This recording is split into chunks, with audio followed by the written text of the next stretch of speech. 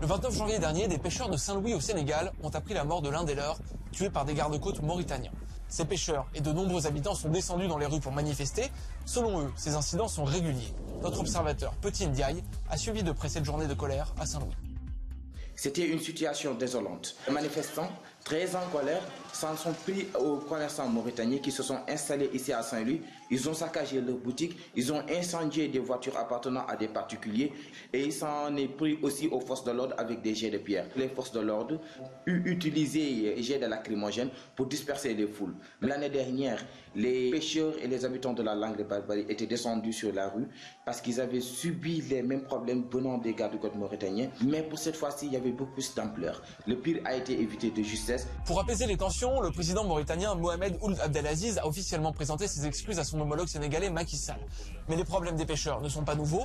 Ils ne sont que 400 à bénéficier de licences pour pêcher en Mauritanie, alors qu'environ 50 000 personnes vivent de la pêche à Saint-Louis. La Mauritanie oblige par ailleurs les pêcheurs étrangers à débarquer leurs poissons sur son territoire pour les contrôler. J'ai rencontré les pêcheurs le jour des manifestations et ces derniers ont d'énormes difficultés pour travailler. Il y a les changements climatiques, la mer est devenue de plus en plus houleuse. Les gardes-côtes de la Mauritanie n'hésitent pas à ouvrir le feu sur eux, blessant certains ou bien même tuant d'autres. Ensuite, il y a la confiscation de leur matériel qui coûte très cher et qui est une catastrophe financière pour les pêcheurs. Le message que j'ai à lancer aux autorités sénégalaises, ce n'est pas uniquement de venir répondre ou bien de venir apaiser les tensions, que lorsqu'il y a des manifestations, nos pêcheurs souffrent et ont peur de leur avenir. Il faut les écouter. Et comme ils le disent quand ils partent en mer,